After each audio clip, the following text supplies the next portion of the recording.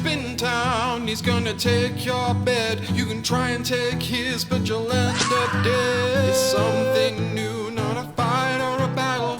Everybody here can hear the devil rattle. Prepare yourself for some blood and gore. You know it's Spintown with some more bed wars. Bed wars. Bed wars.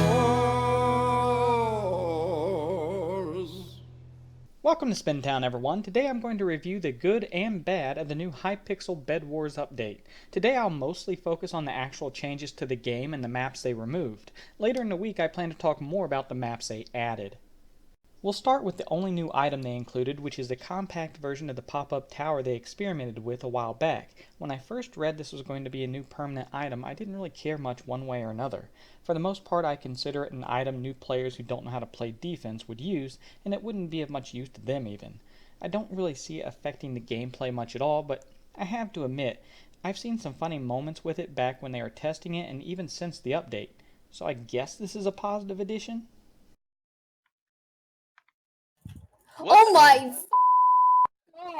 That almost... Oh no, he's gone up there. Oh no! That almost killed me. That was amazing! Oh my god, that was This is the amazing! one.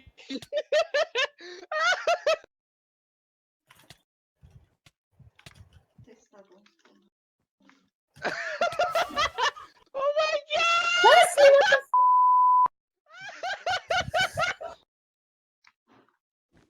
How did you die to that person? I don't know. I couldn't reach him. It was surprising to me that they didn't fix the build limit bug. It was pretty common to see people stacking castles to get above build limit back when they were testing this, so why the heck didn't they fix it before making it a permanent item is beyond me. Another bug I'm not sure they're aware of is a bug with bows. Sometimes your bow decides to stop dealing damage to people, and you'll even get a message popping up in chat that shows that no damage was done from one shot to the next. I was first made aware of this when it happened to my friend, a man named Mark, but since then it's happened to me at least a half dozen times, and it actually cost me a victory twice. You can see me getting final killed here because of that glitch. The next thing they mention is a voidless dream mode, basically Bed Wars without void, and you start with a few layers of defense. Yeah, this doesn't really hold any interest to me at all, but it's not a bad thing that they're exploring different ways to play the game. I mean, if it takes off with other players, great. It's just not something I'd care to play. They also mentioned they got some other Bed Wars modes in the works, and they'll be rotating modes each week or so. So good on them again for trying new things.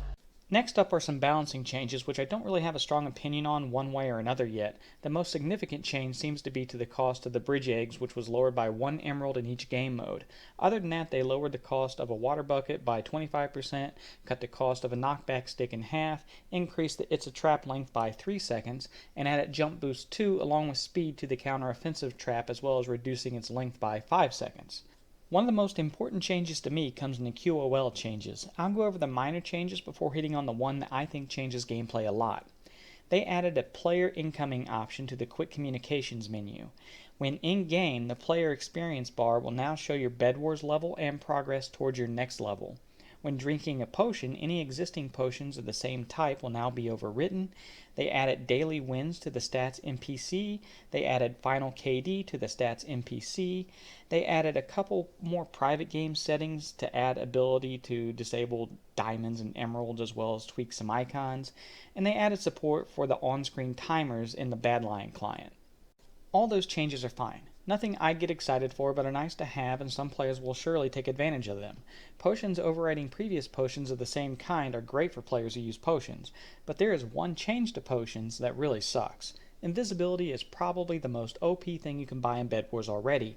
There are ways to combat it, like using a compass, leaving things lay around that invisible people might accidentally pick up, watching for particles, iron golems, and marking people with arrows. But still, going invisible is probably the easiest way to get a bed or just murder someone without them having a chance to know what hit them. And now they've made it even harder to combat by making arrows disappear from players who have recently been shot. So to be clear, if this player who had previously been shot in the back of the head went invisible, this is what you used to see. With the change, this is now what you would see. So unless he's stupid enough to be holding something in his hand, he's pretty much undetectable as long as there's a bed still left in the game. I know what you're thinking. I just hate that change because I use a bow primarily. And yeah, that probably makes me hate it worse. But even when I'm not using a bow, it sucks to run into someone invisible just to get one hit into the void or lose your bed to someone 3 minutes into a game when you didn't even know they were there. There is very little you can do to combat invisibility, and now they've taken the primary counter away from you. It's not like arrows stayed in you forever, but if you shot someone, you knew you at least had a minute or so before it would disappear. They could have at least made it so that you can buy the tracker without beds being destroyed if they are going to make that change. But honestly, I think just leaving it as was would have been best. Moving on. They also removed the capture game mode and replaced it with a 4v4 mode. A good capture the wool game mode like on the Stratus network would have been pretty cool, but this 4v4 mode also looks interesting. I've not yet tried it with my guild, but I do plan on giving it a shot. It's just a 2-team Bed Wars game with some minor changes. No obsidian, shrinking border walls in place of a dragon, and the generators apparently work faster. I think I'd have liked it more without those changes, but I'll still give it a shot. The biggest change with the update is the map additions and subtractions. They've added 4 new solo double maps, and they added 4 new maps for 3s and 4s. I'll give my opinions on each of the new maps in another video, but I will say that my initial reaction to them isn't good, and the people I've played with have had similar opinions. The solo double maps they removed are CRYPT, Lotus, Playground, and Steampunk. Now, I'll be honest with you.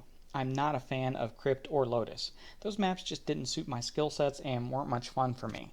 However, I do recognize that these maps gave players more options for how to play, and that they fit other players' playstyle perfectly.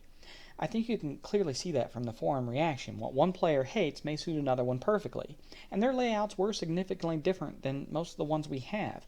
CRYPT forces you to watch your back with the placement of the bases, and it's a huge challenge to get to the middle if you have someone trying to rush you.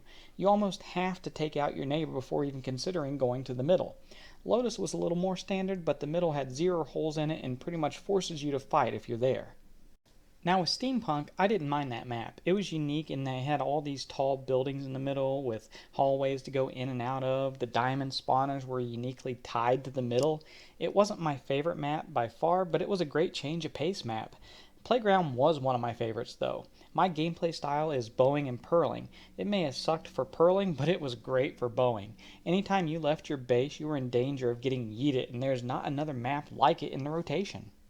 The 3s and 4s maps they removed are Chained, Invasion, Jurassic, and Swashbuckle. Chained was kind of a cookie-cutter map, so if you're going to remove a map, that makes sense, I guess. There are other maps with pretty much the same layout aside from the chains connected to the Diamond Islands. Invasion was a completely unique map, though, and played like no other in the rotation. Most of the people in my guild weren't huge fans of it, but again, it was a great change of pace map. Jurassic was one of my least favorite maps because it was really hard to defend, but it did allow for a different experience than all the other maps. Even though I didn't care for it, I know others liked it. Swashbuckle being removed sucks for me.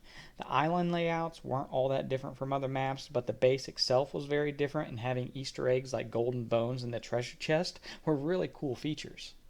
I don't really know why you need to remove maps anyways. I mean, if a smaller server like the Hive can support 40 plus death run maps, or an even smaller server like Stratus can support at least 20 PvP maps in the rotations, why should one of the most popular game modes on the biggest server around be limited to 15 maps for solo doubles and less than that for 3s and 4s?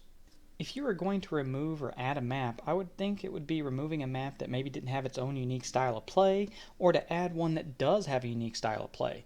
Unfortunately, I don't think this update did that at all. Again, I'll get more into the new maps later this week, but it does suck they remove maps in general. I'd much rather have seen them make small tweaks to maps like getting rid of the stupid carpets on Speedway. The last thing mentioned in the update post is bug fixes. I won't talk about each one of these individually, you can go read them for yourself. I was disappointed that the guild leaderboards weren't listed as something that was fixed in this section, but I was very happy to see that they fixed the Iron Punch achievement bug. It was the only achievement in Bed Wars I didn't have because it's been broken since I started playing the game. I've literally killed hundreds of people with Iron Golems since I started playing, but my achievement page stood incomplete. But now,